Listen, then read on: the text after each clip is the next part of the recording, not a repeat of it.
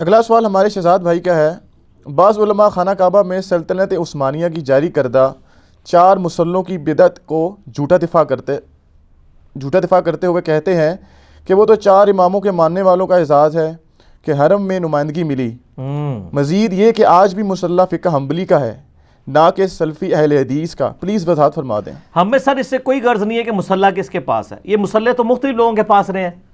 4 صدی ہجری کے اندر اہل تشیع کے پاس یہ مصلی رہا ہے خانہ کعبے کا، اکثریت اہل سنت کے پاس ہی رہا ہے۔ اور پھر جب سلطنت عثمانیہ آئی ہے 1517 عیسوی میں،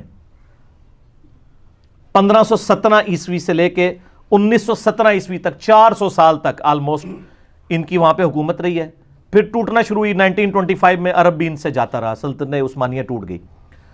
ان 400 سالوں کے اندر ان لوگوں نے سلطنت عثمانیہ نے جہاں پہ اچھے کام کیے وہاں پہ یہ سیاہ ترین کام کیا کہ خانہ کعبہ جو مسلمانوں کی یونٹی کا سمبل تھا، اس کو انہوں نے 4 مسلوں میں بانٹ دیا اور 4 مسلے ڈال دیے، حنفی، شافعی، مالکی اور حنبلی، 4 مسلے ڈال دیے، اور چاروں بیک وقت نماز پڑھتے تھے۔ اس زمانے میں لوگوں کو مصیبت پڑ جاتی تھی، اگلی فجر اور ظہر اثر کی نمازوں کا تو ٹائم آگے پیچھے کر لیتے تھے، مغرب تو ساروں نے جلدی پڑھنی ہوتی ہے، وہ کہتے ہیں تارے نہ نکلان، یہ بھی کوئی کہانی کرائی ہے، تارے نہ نکلان، تارے نہ نکلان، ٹھیک ہے۔ تو اس وجہ سے مغرب تو سارے آلموسٹ کٹھی پڑھتے تھے۔ اب ایک انوائرمنٹ میں 4 امام قرات کر رہے ہوں تھوڑے تھوڑے فاصلوں پہ، اور چاروں مغرب پڑھ رہے ہوں، آپ کو کیسے پتا چلنا ہے کہ اس امام نے رکوع کیا یا اس نے کیا ہے؟ وہ اللہ اکبر ہوتی تھی نا، کبھی اس امام نے کی تو یہ بیچارے اوپر ہو گئے، جو آخری صفوں میں کھڑے ہیں ان کو تو برابر ہی آواز آ رہی ہے نا، چاہے اس امام کی آ رہی ہو یا اس سے۔ اتنا تماشا لگا ہوتا تھا کہ لوگوں کے لیے مصیبت بن جاتی تھی نماز پڑھنا، اور یہ اس کو اعزاز سمجھتے ہیں۔ مطلب لعنت کھٹی ہے، یہ بدعت ہے۔ اعزاز تو یہ ہے کہ 1925 میں سعودی حکومت، جس سے ہمیں بھی اختلاف ہے، لیکن یہ انہوں نے اچھا کام کیا کہ انہوں نے 4 مسلے اٹھا کے پرے پھینکے۔ اور آج کسی مسلمان سے پوچھے، میں تو کہتا ہوں اسلام کی نشت ثانیہ کا آغاز ہوا ہے، ہماری تو آج کل بڑی بدنامی ہونی تھی۔ آپ دیکھیں کتنے گورے مسلمان ہو رہے ہیں، بےچارے ان کے دل کتنے دکھنے تھے۔ وہ ہالینڈ میں وہ جو جماعت کا جو اینٹی اسلامک پارٹی کا جو سربراہ ہے وہ بھی اسلام قبول کر لیا، وہ بیچارہ حج کرنے جائے وہاں پہ اور وہاں 4 مسلے دیکھے تو وہ تو ادھر ہی کہ یار یہ تو خود ہی 4 ہے، کدھر جائیں؟ اور یہ پھر کہتے ہیں چاروں حق پہ ہیں۔ سر چاروں حق پہ ہوتے نا تو یہ اعزاز اس طرح نہ ہوتا کہ چاروں کٹھے نمازیں پڑھ کے لوگوں کی نمازیں خراب کرتے۔ اور چاروں حق پہ کیسے؟ ایک کہتا ہے امین آستہ کہنی ہے، دوسرا کہتا ہے اونچی امین کہنے سے یہودی چڑھتے ہیں، حالانکہ اونچی امین کہنے سے حنفی بھی چڑھتے ہیں۔ تو جو آپ کو یہودیوں کی مانند مان رہے ہیں، اور یہ روایت بھی صحیح سند کے ساتھ موجود ہے روایت کہ یہودی جو ہے اس سے چڑھتے ہیں، وہ تو آپ کو یہودیوں کی طرح ٹریٹ کر رہے ہیں۔ ایک کہتا ہے فاتحہ پڑھو تو نماز ہوگی، نہیں پڑھو گے تو نہیں ہوگی، دوسرا کہتا ہے جو فاتحہ پڑھے امام کے پیچھے اس کے منہ میں انگارہ رکھ دو۔ تو کس طرح ایک دوسرے کے پیچھے یہ لوگ نمازیں پڑھ سکتے؟ میں اماموں کو کرٹیسائز نہیں کر رہا، یہ فرقے اماموں نے نہیں بنایا، ان کے ماننے والوں نے۔ آج ہم جیزس کرائسٹ کی نام پر کھڑی کی کرسچینٹی کی مخالفت کرتے ہیں۔ عیسیٰ علیہ السلام تو وجیہن فی الدنیا والآخرہ قرآن میں آیا ہے، ہم تو ان کی عزت کرتے ہیں دنیا اور آخرت میں، اللہ تعالیٰ کے وہ مقرب بندوں میں سے ہیں۔ تو ہم امام حنیفہ المتوفی 150 ہجری، امام مالک المتوفی 179 ہجری، امام شافعی المتوفی 204 ہجری، امام احمد بن حنبل المتوفی 241 ہجری، جو بڑے بڑے فقہ کے امام ہیں یا حدیث کے جو امام ہیں، امام بخاری المتوفی 256 ہجری، امام مسلم المتوفی 261 ہجری، باقی ائمہ بھی سب کا احترام کرتے ہیں۔ ان کے ناموں پہ فرقے جو کھڑے ہوں گے، تو عیسیٰ علیہ السلام کے نام پہ اگر فرقہ کھڑا ہو جائے تو ہم اس کی مخالفت کرتے ہیں، تو ان اماموں کا نمبر تو عیسیٰ علیہ السلام کے بعد ہی آتا ہے نا، ان سے ہمیں کوئی نہیں۔ تو اگر یہ میرے بھائی، اگر یہ آپ کی ریپریزنٹیشن ہوتی نا، جو آج کل آپ کمزور گول کیپر بنے ہوئے ہیں اپنے فرقے کے اور کہتے ہیں جی یہ تو چاروں کا اعزاز ہے، تو سر اعزاز یہ ہے کہ چاروں ایک دوسرے کے پیچھے نمازیں نہیں پڑھ رہے۔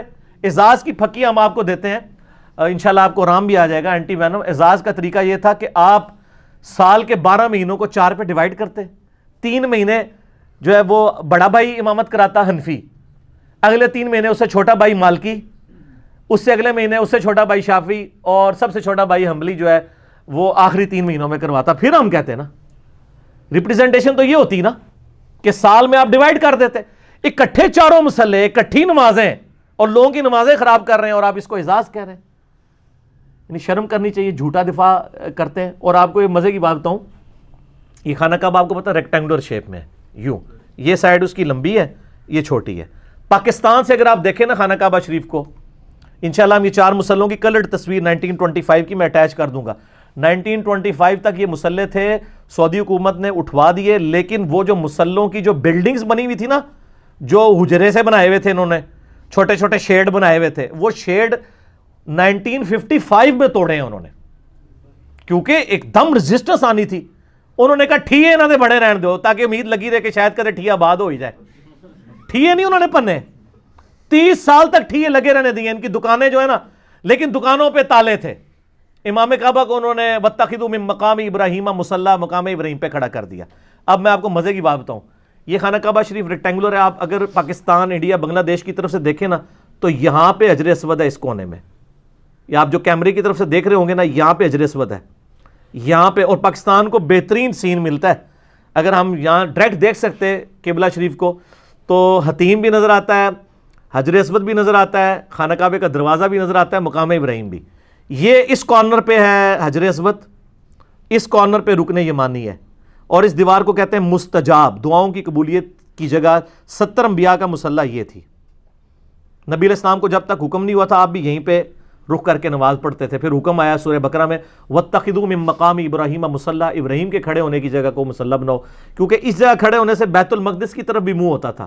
تو تحویل قبلہ کو اللہ نے انشور کیا کہ تحویل قبلہ کا مطلب یہ ہے کہ آپ یہاں کھڑے ہوں، تاکہ دونوں قبلوں کی طرف منہ نہ ہو، پتہ لگے قبلہ یہی ہے. ادھر سے تو پتہ نہیں نہ چلنا یہ بھی قبلہ، اس کے آگے بھی وہ قبلہ. آج مدینہ شریف بھی اسی رخ میں ہے، مزاب رحمت والی شکل میں. یعنی یہ مستجاب کے اپوزٹ یہاں پہ حتیم ہے، وہ چھوٹی سی دیوار جو کعبہ کا حصہ ہی ہے. اچھا، یہاں پہ ہے دروازہ خانہ کعبے کا، یہاں پہ حجر اسود ہے، یہ رکن یمانی ہے. اور یہ والی جو دیوار ہے نا جی، اس کے سامنے اس جگہ پہ کر کے مقام ابراہیم ہے. اچھا، اب قرآن میں تو حکم تھا مقام ابراہیم پہ مصلی ہونا چاہیے، لیکن جدو 4 پر لڑ پون تو اس کا اینڈ کیا ہوتا ہے؟ اسی بھی نہیں کھلواں گے تو تسی بھی نہیں کھلوو گے. ان کی بدبختی یہ کہ 400 سال تک مقام ابراہیم پر کوئی امام کعبہ کھڑا ہی نہیں ہو سکا. یہ ہوتی ہے بدعت. یہ کہتا ہے اجماع امت. تو آڈے اجماع نو چک کے امت نے باہر سٹے. آج امت نو پوچھو نا بھی کعبے 4 مسلے ہوں یا ایک ہو، سارے کہیں گے ایک. یہ آپ کا جعلی اجماع تھا. تو یہ لڑتے تھے. اب میں آپ کو بتاؤں مسلے کہاں تھے. اور یہ مسلوں کی تصویر میں لگاؤں گا. اور پاکستان بننے سے پہلے جو بار شریعت تھی نا مفتی امجد علی صاحب کی، احمد بریلوی صاحب کے خلیفہ، جو بہشتی زیور کے مقابلے پہ بریلویوں نے لکھی ہے، بار شریعت کی جو پرانے نسخے ہیں نا سر، میرے پاس پرانے نسخے پہ ہیں. 1995 میں جب میں ایف ایس سی میں تھا نا، تو وہ اس وقت نا ایف ایس سی میں کلیئر کر چکا تھا، انجینئرنگ یونیورسٹی کے پہلے سال میں گیا تھا. اس وقت دلی سے ایک نسخہ چھپ کے آیا تھا. اس میں سر وہ نقشہ موجود ہے جس میں 4 مسلے لکھے ہوئے ہیں کہ جی تمہیں پتہ ہونا چاہیے تسی کتنے نماز پڑھنی ہے. وہ ہم اس میں انشاءاللہ اٹیچ کریں گے. وہ مسلے کہاں تھے؟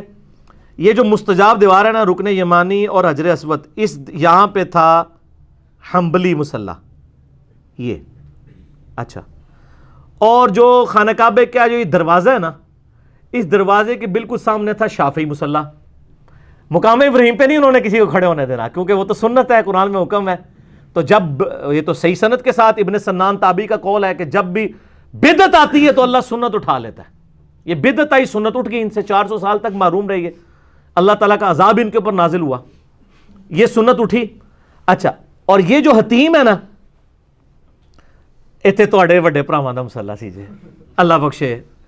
حنفی، آپ حنفی بھی کہتے ہوئے ڈر لگتا ہے، حنفی دیوبندیوں اور حنفی بریلویوں کا مشترکہ مسلح جو اب قیامت تک دوبارہ نہیں ہو سکتا. ایک کہتے ہیں کہ آج کل ہم نے وہ حنبلیوں کو دیا ہوا ہے. سر تو آپ کی باری کب آئے گی؟ اور جب آپ کی آئے گی تو پھر آپ کی ٹائی پڑ جائے گی، حنفی بریلویوں کو دینا ہے یا حنفی دیوبندیوں کو دینا ہے. سر وہ اسام الرحمین میں احمد بریلوی صاحب نے لکھا ہے کہ علماء دیوبند جو ہیں یہ مرتد اور واجب القتل ہے. اور اس کے جواب میں جل اب المحند المفند میں لکھا ہوا ہے کہ جو احمد بریلوی ان کی پوری جماعت ایک شیطانی لشکر ہے جو ہم پہ حملہ آور ہو گیا. تو جب آپ ایک دوسرے کو مسلمان نہیں سمجھتے، کل سر تہاڈا نمبر ویسے ہی نہیں آنا، کیونکہ آج کل ایک نعرہ عام ہو گیا، اس کی وجہ سے آپ کا نمبر اب نہیں لگنا. کون سا؟ نہ میں وہابی، نہ میں بابی، میں ہوں مسلم علمی کتابی. نہ ہم وہابی سو کالڈ ہیں اور نہ بابوں کا دفاع کرنے والے بابی ہیں، ہم علمی کتابی مسلم ہیں. تو انو مسلح کون یہ لبنا بار اللہ بخشے تہاڈا مسلح ہوندا سی تے عتیم والی سائڈ پہ. اور یہ جو بالکل کعبہ شریف کی جو جہاں پہ یعنی دروازہ کی اپوزٹ سائڈ ہے، یہاں پہ مالکی مسلح، یعنی جتنے میں بیٹھے ہیں نا، یہ مالکی مسلح، یہ حنبلی، یہ شافعی، یہ حنفی اور مقام ابراہیم خالی، اور سر ساڑھے کو آ گیا اللہ دے فضل نال، ٹھیک ہے. تو یہ کہتے ہیں کہ جی وہ اب انہوں نے نیا، وہ کہتے ہیں نہیں جی ہم نے مشورے سے ہی اٹھایا ہے، مشورے سے اٹھایا. 400 سال تک اسی مشورہ نہیں کیتا. اچھا وہ کہتے ہیں جی ہم نے 3 اٹھا دیے ایک باقی رکھا ہے. نا یہ پرانیاں گلاں نا، یہ اگر آپ نے اٹھایا ہوتا نا تو عملی مسلح کدھر ہے؟ ادھر، یہ ادھر ہونا چاہیے تھا نا. آپ تو امام کعبہ یہاں کھڑا ہوتا ہے مقام ابراہیم پہ، وَاتَّخِذُوا مِن مقام ابراہیم مصلی. حنبلی کہاں سے مسلح ہے وہ؟ اب جو مسلح محمدیہ ہے صلی اللہ علیہ وآلہ وسلم. اور یہ جو آپ اپنی پبلک کو کہانیاں کروا رہے ہیں نا کہ جی یہ حنبلی ہیں، وہ میں انشاءاللہ اس کی بھی انجین نہیں کرتا ہوں کہ وہ حنبلی کہاں سے ہیں. وہ کوئی حنبلی نہیں ہے، وہ کتاب و سنت کے ماننے والے ہیں. یہ بالکل جھوٹ بول رہے ہیں. اور انہوں نے کہا جھوٹ بول رہے ہیں، ان کے بزرگ اتنے بڑے بڑے جھوٹ بول کے گئے ہیں، ہر چیز کو کسی نہ کسی اپنے فرقے کے ساتھ اٹیچ کر دیتے ہیں. سر قاضی ثناء اللہ پانی پتی کا نام سنا ہوا ہے نا؟ اس کے اوپر بڑا حنفیوں کو مان ہے کہ جی یہ وہ صوفی تھے جو عالم باعمل بھی تھے اور صوفی بھی تھے. اور ان سے بھی بڑا جس پہ مان ہے وہ انہی کے بزرگ ہیں آگے پیچھے 1034 ہجری میں مجدد الف ثانی، جنہوں نے اپنے آپ کو خود ہی 1000 سال کا مجدد ڈکلیئر کر دیا تھا، شیخ احمد سنندی. انہوں نے اپنے مکتوبات میں لکھا اور پانی پتی نے بھی نقل کیا ہے. اور مکتوبات میں لکھتے ہیں، وہ ہم جے پی جی بھی لگا لیں گے، انہوں نے اپنے مکتوبات میں لکھا ہے کہ ہمارے بزرگوں نے تو کشف کے ذریعے دیکھا ہے کہ حضرت عیسیٰ علیہ السلام بھی جب اتریں گے نا قرب قیامت میں، وہ بھی فقہ حنفی کے اوپر عمل کریں گے. وہ توڑا مسلح نے ہوڑی کھوڑ گیا ہے. اثر وہ اب غلطی ہوگی، ان کو بتائیں کہ وہ فقہ حنفیہ بریلویہ پہ عمل کریں گے یا فقہ حنفیہ دیوبندیہ پہ. سر نا پرانیاں گلاں ان نویاں گلاں نے اے بھول گئے تواڈے بزرگ. لیکن بزرگوں کو کیا پتا تھا؟ بزرگوں کو علم غیب تو نہیں ہوتا. ان کو کیا پتا تھا کہ یہ پھر دو تے ہن تک بنے نے، ہو سکتا ہے اور اگے 2 پھر بڑھ جان، پتہ نہیں آگے کتنے بنے. تو انہوں نے لکھا فقہ حنفی کے مطابق عمل کریں گے، اور کشف کے ذریعے ہمارے بزرگوں نے دیکھ لیا. پھر یہ کہانی جب کرائی تو پھر شرم آئی کہ یار لوگ کیا کہیں گے کہ یہ آپ کیا کر رہے ہیں. تو ان کا نہیں، وہ اصل میں وہ بھی اجتہاد کریں گے اور ان کا اجتہاد امام حنیفہ سے مل جائے گا. لیکن سر امام حنیفہ سے ملنا کافی نہیں ہے. امام حنیفہ کے کس بچے کے ساتھ ملے گا؟ دیوبندی بچے کے پاس یا بریلوی بچے کے ساتھ؟ کیونکہ بریلوی بچہ تو کہتا ہے کہ رد المختار میں لکھا ہے کہ نبی علیہ السلام کے مبارک نام پہ انگوٹھے چومنے ہیں، اور دیوبندی کہتے ہیں کہ یہ بدعت ہے. تو اب حضرت عیسیٰ علیہ السلام انگوٹھے چومنے والے حنفی ہوں گے یا بغیر چومنے والے ہوں گے؟ اس پہ میں 1 گھنٹہ بول سکتا ہوں. کہانی ہے، جھوٹ ہے. تو کہتے ہیں مل جائے گا اجتہاد، وہ تقلید نہیں کریں گے. سر نہیں کریں گے تو اڑے کہنے کی ضرورت نہیں ہے. لیکن کاش آپ کے بزرگوں نے یا آپ نے قرآن و حدیث پڑھا ہوتا. یہ تو ٹھیک ہے، بخاری مسلم دونوں میں حدیث ہے کہ حضرت عیسیٰ علیہ السلام تم میں قرب قیامت میں اتریں گے، وہ خنزیر کو قتل کر دیں گے، صلیب کو توڑ دیں گے، اسلامک سسٹم کو رائج کریں گے. لیکن سر اس کا ایک جو طریق ہے نا صحیح مسلم کے اندر، اس میں آگے بڑے زبردست الفاظ ہیں کہ جب وہ دنیا میں اتریں گے تو تمہارے، وہ راوی حدیث کہتے ہیں کہ وہ تمہارے نبی پہ جو اللہ نے کتاب نازل کی ہے نا، کتاب اللہ یعنی قرآن حکیم، کتاب اللہ اور تمہارے نبی کی سنت کے مطابق عمل کریں گے. سر فقہ حنفی کے مطابق نہیں عمل کریں گے. تو جن کے بزرگ حضرت عیسیٰ کو حنفی بتا گئے ہوں تو ان کی جائز اولاد اگر کہ امام کعبہ حنبلی ہے تو سر کوئی حیران کن بات نہیں ہے. ان کے بابے بھی جھوٹے، جھوٹوں کی اولاد جھوٹی. ٹھیک ہے، بالکل جھوٹ بول رہے ہیں، کوئی نہیں ہے. اس کے اوپر میں گھنٹوں بول سکتا ہوں کہ ان کا دعویٰ بالکل باطل ہے. اس کی وجہ یہ ہے کہ سب سے بنیادی بات آپ سمجھیں، جو سعودی عرب کے علماء ہیں، سعودی عرب کی جو حکومت ہے، وہ محمد بن عبد الوہاب رحمہ اللہ تعالی المتوفی 1206 ہجری بمطابق 1789 عیسوی کو مجدد مانتے ہیں. اور کیا بریلوی اور دیوبندی اور ان کے بزرگ مجدد مانتے ہیں محمد بن عبد الوہاب صاحب کو؟ وہ تو اینفرے کی اعترافات والی ایک جعلی کتاب انہوں نے لکھوائی ہوئی ہے جس کا سر جو ہے پوسٹ مارٹم ہو چکا ہے. اللہ کے فضل سے آپ ہمارا کلپ دیکھ لیں، محمد بن عبد الوہاب مجدد، اس میں میں نے ہیفرے کے اعترافات والی کتاب کا پوسٹ مارٹم کر دیا ہے. اس میں سر اس چور سے کچھ لنگوٹیاں چھوڑی گئی ہیں جو پتہ چل گیا کہ یہ آپ نے لکھوائی تھی، پکڑے گئے نے. ٹھیک ہے، تو جو محمد بن عبد الوہاب صاحب کو ایجنٹ کہتے ہوں، اور یہ نہیں ان کے پرانے بزرگ، ابن عابدین شامی نے در مختار کے اوپر جو اعتراضات کے جوابات لکھے تھے، اس کتاب کا نام ہے رد المختار. در مختار میں خے آتی خرگوش والی، رد المختار میں ہا آتی ہے حلوائی والی۔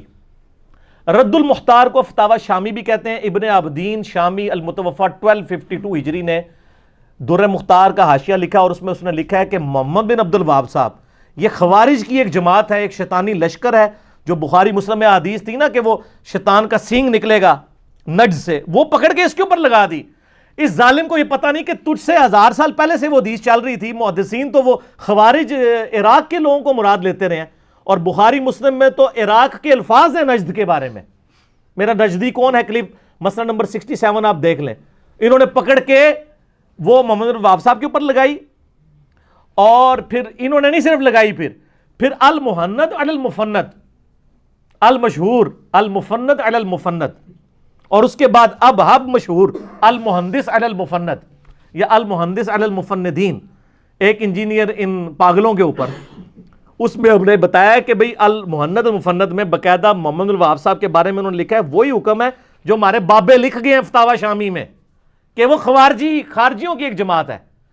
تو دیوبندی تو محمد بن وہاب صاحب کو کہتے ہیں خارجی، اور صرف دیوبندی نہیں سر، جال حق میں مفتی احمد یار خان نعیمی صاحب نے جال حق کے مقدمے میں سیم عبارت در مختار رد المختار کی فتاوی شامی کی نقل کیا ہے، یہ خوارج کی جماعت ہے۔ اچھا میرے بھائیو، ایک بات اس حوالے سے میں تھوڑی کلیئر کر دوں، یہ ابن عابدین شامی المتوفا 1252 ہجری، انہوں نے جو محمد بن وہاب صاحب کے اوپر فتویٰ لگایا، ان کا اپنا کریکٹر کیا تھا؟ یعنی انہوں نے اسی رد المختار کے اندر، جس میں محمد بن عبد الوہاب صاحب المتوفا 1206 ہجری کو خارجی ڈکلیئر کیا ہے، ان کی اپنی حالت یہ ہے کہ اسی کے اندر انہوں نے یہ لکھا ہے کہ اگر کسی شخص کو یہ یقین ہو کہ وہ اپنے خون یا اپنے پیشاب سے سورہ فاتحہ کا تعویذ لکھے والعیاذ باللہ تعالی اور اس کو شفا ہو جائے گی تو وہ لکھ سکتا ہے۔ یہ جناب وہ کہتے ہیں علامہ شامی، بڑے بڑے بزرگ نا، وہ بڑے نہیں رہے، اے کچھ لکھ کے گئے جو۔ اور یہ رد المختار کی عبارت انشاءاللہ ہم as a J P G attach بھی کر دیں گے انشاءاللہ اپنی اس ویڈیو کے اندر، اور یہ اس کا جو ترجمہ پورا غلام سو سعیدی صاحب نے شرح صحیح مسلم میں سلام کرتا ہوں، میرے استاد بھی ہیں، وہ فوت ہو چکے ہیں، انہوں نے حنفی ہونے کے باوجود سر شرح صحیح مسلم کی 6 جلد کے اندر نا یہ لکھنے کے بعد نا انہوں نے پھر انجینئرنگ کر دی ہے، اور کسی کی جرت نہیں ہوئی کہ بزرگوں سے اختلاف کریں۔ انہوں نے کہا اللہ تعالیٰ ہمارے بزرگوں کو معاف کرے، ان کے دلوں میں قرآن کی عزت ہم سے زیادہ تھی۔ پہلے انہوں نے کہا کہ اے نہ ہوئے کہ میں ان کلاس لینے لگا میرے تو کوئی فتوی نہیں لگا دے، لیکن بال کی کھال اتارنے کی عادت نے ان کو یہاں تک پہنچایا کہ انہوں نے یہ بات لکھ دی، حالانکہ کوئی مسلمان تو مر جانا بھی گوارا کرے گا لیکن اپنے پیشاب سے سورہ فاتحہ کا تعویذ اپنی شفا کے لیے نہیں لکھے گا۔ تو سر یہ عبارت پہلی دفعہ 1994 میں جب میں ایف ایس سی میں تھا میں نے پڑھی، تو میں نے مفتی صاحب سے پوچھا تو انہوں نے کہا بزرگوں نے لکھا ہے، ٹھیک ہی لکھا ہے۔ تو میں کہتا ہوں ان کی گستاخیاں اس وقت تک ہے جب تک گستاخیاں جب تک ان کے بزرگ نہ کرے، جب ان کے بزرگ کر دیں نا کچھ، پھر یہ بزرگوں کے پیچھے چلتے ہیں۔ تو یہ ابن عابدین شامی ہے جی، جس کو لے کے انہوں نے محمد بن وہاب صاحب کے اوپر نجدی اور شیطان کا سینگ اور یہ سارے فتوے لگائے، جس کی اپنی کریڈیبلٹی یہ ہے کہ جس نے ایسی غلیظ بات لکھی جو عام مسلمان تصور بھی نہیں کر سکتا۔ اور یہ میں نہیں کہہ رہا، غلام سو سعیدی صاحب کہہ رہے ہیں۔ سر دیوبندی اور بریلویوں کے بزرگ اور حالیہ بزرگ یہ خارجی کہتے ہیں، دین سے خارج شدہ محمد بن وہاب صاحب کو، اور سعودیہ والے کیا کہتے ہیں؟ مجدد۔ تو سر یہ پھر مسلح کون سا عملیوں والا ہوا؟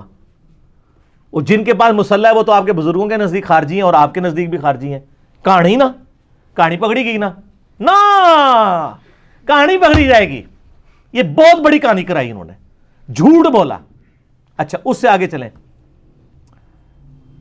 سعودی عرب کی مستقل فتویٰ کمیٹی ہے ایک، جس کا ہیڈ جو ہے وہ مفتی اعظم سعودیہ ہوتا ہے۔ سب سے بڑے مفتی ان کے رہے ہیں شیخ عبدالعزیز بن عبداللہ بن باز رحمہ اللہ تعالی المتوفا 1999 عیسوی۔ 1925 سے لے کے 1999 تک 66 سال تک ایک ہی مفتی اعظم رہے ان کا، بن باز جسے کہتے ہیں، عبدالعزیز بن عبداللہ بن باز۔ انہوں نے فتویٰ کمیٹی بنائی تھی جس کے وہ خود سربراہ تھے، فتوے لکھتے تھے۔ اس کے بعد عثیمین بنے مفتی اعظم سعودی عرب، وہ بھی فوت ہو چکے ہیں۔ وہ فتویٰ کمیٹی کے فتوے سر عربی میں بھی چھپے ہوئے ہیں، اردو میں بھی دارالاسلام نے چھاپے ہوئے ہیں۔ اس میں انہوں نے باقاعدہ ایک باب باندھا ہے اور لکھا ہے کہ اماموں کی تقلید کوئی واجب نہیں ہے. ٹھیک ہو گیا. اچھا, اسی طریقے سے انہوں نے ان فتووں میں پوچھا کہ یہ سلفی جو ہے آج کل نکلے ہیں جو کسی امام کی تقلید نہیں کرتے ہیں, تو یہ تو کہتے ہیں خارجیوں کی ایک جماعت ہے. انہوں نے کہا یہ اہل سنت والجماعت ہے اور یہ تو کتاب و سنت پہ چلنے والے ہیں سلفی. حالانکہ ان کے جو بزرگ ہیں ابو بکر غازی پوری, انڈیا میں فوت ہو چکے ہیں, انہوں نے کتاب لکھی تھی کیا ابن تیمیہ اہل سنت ہے. اس میں انہوں نے لکھا ہے یہ سلفی فتنہ ہے جو سعودی عرب میں پھیلا ہوا ہے. وہ مندا ہے کہ سعودیہ سلفیاں کول ہے, تو پاویں نہ من پائی. اور سعودی والے کیا کہہ رہے ہیں, سلفی اہل سنت والجماعت ہے. یعنی میں کسی کا نہیں ہوں, مجھے تو سعودی والوں سے بھی اختلاف ہے. ٹھیک ہے, لیکن میں صرف بتا رہا ہوں کہ یہ کہانی نہ کرائیں کہ وہ حنبلی تھے, یہ جھوٹ بول رہے ہیں آپ. پھر بن باز سے پوچھا گیا, ان کے عربی میں فتوے چھپے ہوئے ہیں کہ آپ حنبلی, انہوں نے کہا میں فقہ حنبلی کے مطابق چلتا ہوں لیکن میں فقہ حنبلی کا مقلد نہیں ہوں. جو بات کتاب و سنت کی فقہ حنبلی کی ہوتی ہے وہ میں مانتا ہوں, جہاں پہ فقہ حنبلی ٹکراتی ہے میں اس کو چھوڑ دیتا ہوں, مجھے کوئی مقلد نہ کہے. یہ پرانے بزرگوں کے ساتھ بھی جو شافعی یا مالکی ملتا ہے وہ مقلد نہیں ہوتے تھے, اسکول آف تھاٹ کو. شاہ ولی اللہ دہلوی نے حجت اللہ البالغہ میں لکھا ہے کہ حنبلی جو ہیں وہ اہل حدیث حنبلی ہیں. یعنی امام احمد حنبل کی فکر تھی کہ کتاب و سنت کے دلائل کے اوپر چلنا چاہیے, اور ہماری کوئی بات بھی ملے اس کے خلاف وہ آپ اس کو چھوڑ دیں. تو بن باز نے خود لکھا ہے کہ میں کیا ہوں. اور سر پھر سب سے بڑا ان کا مسئلہ جس کے اوپر ان کو بڑا زوم ہے, جس میں میں ان کے ساتھ ہوں, اس کے باوجود ایک تیر سے 4 شکار کیے ہیں سعودیہ والوں نے. چند مسائل ہیں جس پہ 4 امام متفق ہے, امام ابو حنیفہ, امام شافعی, مالک, احمد بن حنبل. ان میں سے ایک مسئلہ ہے کہ ایک مجلس کی 3 طلاقیں 3 تصور ہوں گی. چاروں اماموں کے نزدیک ہے, اور میرے نزدیک بھی یہی مسئلہ ہے کتاب و سنت کے دلائل کی روشنی میں. لیکن سعودیہ کی مستقل فتویٰ کمیٹی اور بن باز ان کے فتوے ہم اٹیچ کریں گے, وہ ایک مجلس کی 3 طلاق کو ایک مانتے ہیں جس طرح کے اہل حدیث مانتے ہیں. تو اگر وہ حنبلی ہوتے, وہ تو ایک تیر نال 4 بزرگ شکار کرتے تھے, انہوں نے 4 امامہ دی فقہ چک کے پرے مارتی. یہ وہ مسئلہ تھا جس میں چاروں امام متفق تھے. لیکن سعودیہ والے اس مسئلے کو نہیں مانتے, وہ کہتے ہیں ایک وقت میں 3 طلاقیں ایک تصور ہوگی, ایک تیر سے چاروں مسلح شکار. یہ اس چیز کا ثبوت ہے کہ سعودیہ والے حنبلی نہیں ہیں, ورنہ وہ طلاق والا مسئلہ تو آپ کا مان رہے ہوتے. اور کتنے دلائل دیں, کتنا کریے تواڈے نال. بس ایک دفعہ جھوم کے آپ کہیں کہ نہ میں وابی, آسا غصہ کھاندے نے, کہتے بڑا نہ میں وابی نہ میں بابی, میں ہوں مسلم علمی کتابی. نہ ہم سو کالڈ وابی ہیں, نہ ہم بابوں کا دفاع کرنے والے ہیں, بلکہ ہم علمی اور کتابی مسلم ہیں. اچھا ایک اور چیز, سر سعودیہ والے ایک مفت قرآن بھی بانٹتے ہیں, آپ کو پتہ ہے, ہر حاجی کو. تو وہ حنبلی قرآن ہے. اس قرآن کے اندر انہوں نے آپ کا پورا علمی جنازہ نکالا ہے. سر یہ قرآن پاک میرے ٹیبل پہ رکھا ہوتا ہے, یہ سر سعودیہ والا قرآن ہے.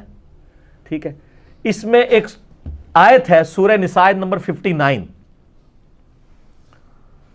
اعوذ باللہ من الشیطان الرجیم, یا ایھا الذین آمنوا اطیعوا اللہ واطیعوا الرسول واولی الامر منکم فان تنازعتم فی شیء فردوه الی اللہ والرسول ان کنتم تؤمنون باللہ والیوم الآخر ذالک خیر و احسن تأویلا. اے ایمان والو, اللہ کی اطاعت کرو, اس کے رسول کی کرو, اور جو تم میں حکمران ہو, لیکن حکمران کو کھلی چھٹی نہیں ہے.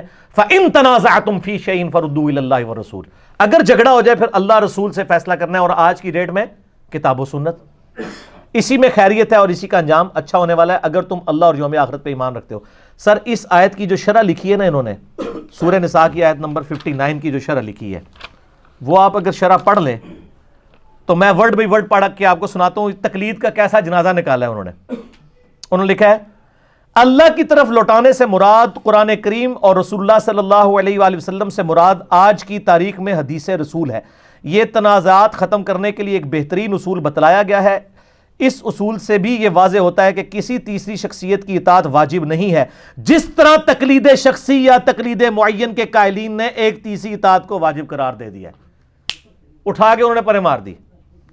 اور اس تیسری اطاعت نے جو قرآن کی اس آیت کے صریح مخالف ہے, انہوں نے کہا تقلید جو ہے وہ قرآن و سنت کے مخالف ہے. مسلمانوں کی امت متحدہ کی بجائے مسلمانوں کی امت کو منتشرہ بنا دی ہے, یعنی منتشر کر دی ہے, اور ان کے اتحاد کو تقریباً ناممکن بنا دیا. انہوں نے کہا کہ اماموں کے نام پہ جو فرقے کھڑے کیے ہیں, انہوں نے امت کی جمعیت کو توڑ کے ہمیشہ کے لیے منتشرہ بنا دیا اسے. تو جو اپنے قرآن کی تفسیر، اور یہ نہ سمجھیے گا یہ ویسے لکھی ہوئی پاکستان کے ایک اہل حدیث عالم ہے صلاح الدین یوسف صاحب ان کی، لیکن اس کے شروع میں پروف ریڈنگ علماء عرب نے جو اردو جاننے والے لوگ ہیں ان کے تھرو پوری پروف ریڈنگ کر کے اس کو چھاپا ہے، اور اس کا ثبوت یہ ہے کہ اس کے خلاف دیوبندیوں نے کافی لیٹرز لکھے ہیں ان کو کہ اس میں یہ غلطی یہ ابھی تک ناکام ہوا ہے. وہ غلطی یہ سمجھتے ہیں وہ ہمارے فرقے سے ہے، وہ ہر دفعہ ریجیکٹ کر دیتے ہیں کہ یار یہ تو صحیح لکھا ہے تم لوگ غلط ہو، کیونکہ اس سے پہلے یہ تفسیر عثمانی بانٹتے تھے دیوبندیوں کی. تفسیر عثمانی کے 22 جگہ پہ جو شرکیہ عقیدے تھے وہ لکھ کے نا پاکستان کے اہل حدیثوں نے ان کو دیے، انہوں نے وہ تفسیر بند کر کے پھر صلاح الدین یوسف صاحب کی شروع کروائی. تو اس لیے انہوں نے حال تک وٹ ہے کہ ساڑھی بند کرائی ہے، وہ ہے ہی اس کا بس ہی بند ہوئے.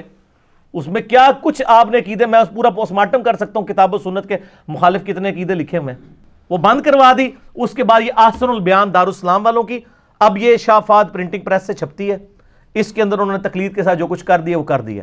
اس سے بھی بڑھ کے آپ کو مزید تکلیف دینے کے لیے علمی شاہ فیصل ایوارڈ سعودیہ کا سب سے بڑا ایوارڈ ہے. کس انفی عالم کو انہوں نے دیا ہے؟ پہلا جو شاہ فیصل ایوارڈ ہے وہ کسے ملا ہوا ہے؟ مولانا مودودی رحمہ اللہ، جن کے نام سے ہی آپ کی جو ہے نا وہ دماغ پھرنا شروع ہو جاتا ہے کہ جس نے انفیت کا وہ جنازہ نکالا ہے جو کوئی اور نکال ہی نہیں سکتا تھا، علمی جنازہ. المتوفا 1979 عیسوی، مولانا مودودی کو پہلا شاہ فیصل ایوارڈ سعودی حکومت نے دیا تھا. اور 2015 میں وہ شاہ فیصل ایوارڈ کس کو ملا ہے؟ ڈاکٹر ذاکر نائک کو، جس نے تقلید کے پرخچے اڑا دیے ہیں، جس کو آپ ذاکر نالائق بھی کہتے ہیں، جو تقلید کے اتنا خلاف ہے. تو سر وہ جو تقلید کے نہ صرف نہ ماننے والے بلکہ تقلید کے جو ڈکلیئرڈ دشمن ہیں ان کو وہ شاہ فیصل ایوارڈ دے رہے ہیں، اور آپ کہتے ہیں وہ ہمبلی ہیں. کتنا کریے اور کریے، کتنا کر دئیے یار، یعنی اتنا ہی کر سکتے ہیں نا کسی کو. تو یہ تو چلتی ہے تجھے اونچا اڑانے کے لیے. جتنے اس طرح کی چیزیں ہائی لائٹ کرتے ہیں میں ایک ایک کر کے اس کے اتنے جوابات سامنے رکھتا ہوں کہ ان کی پبلک کے لیے، اور ان کی وہ پبلک جو دین تک آنا چاہتی ہے. جو نہیں آنا چاہتی سر اس کو تو کوئی فرق نہیں پڑنا. وہ تو دیوبندی بریلوی آپس میں ایک نہیں ہو رہے، دونوں بھائی ایک ہی باپ کی جائز اولاد ہونے کے باوجود ایک دوسرے کو ناجائز سمجھتے ہیں. تو باقیوں کس نے ساتھ ہونا ہے؟ ہم تو صرف یعنی باتیں سمجھا سکتے ہیں، لڑائی جھگڑا نہیں کرتے. ہماری کوشش ہوتی ہے کہ پازیٹیولی چیزیں لوگوں تک ہائی لائٹ کر دیں.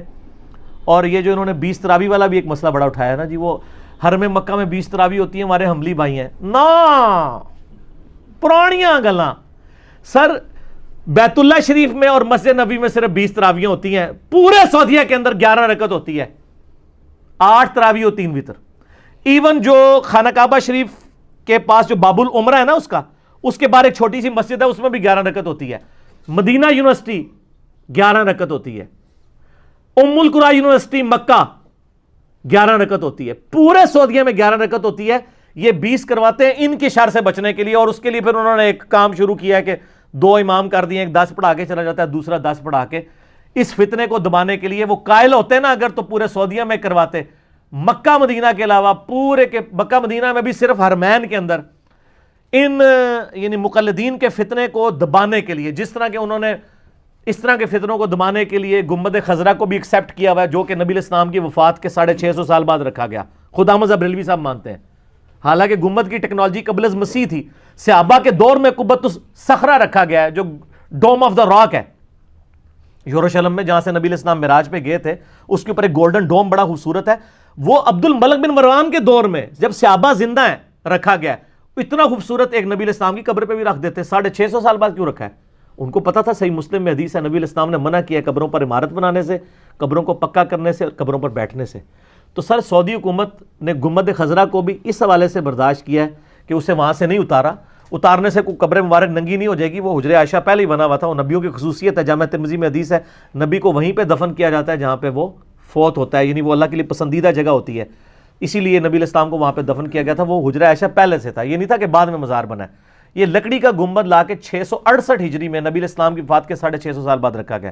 یوٹیوب پہ میرا ایک کلپ تقریباً 8-9 لاکھ لوگ دیکھ چکے ہیں. گنبد خضرا مسجد نبوی مزارات آپ لکھیں تو میرا ایک کلپ، سعودی مفتی کا گنبد خضرا پر فتویٰ، اس نام سے ایک کلپ ہے.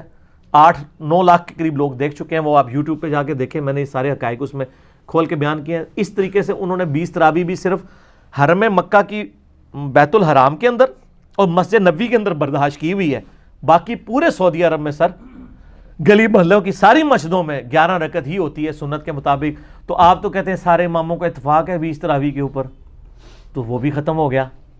اور کتنا کریے، کر کر کے تھک گیا. لیکن سر ایک دفعہ جھوم کے سارے کہیں کہ نہ میں وابی نہ میں بابی، میں ہوں مسلم علمی کتابی. ٹھیک ہوگا جی.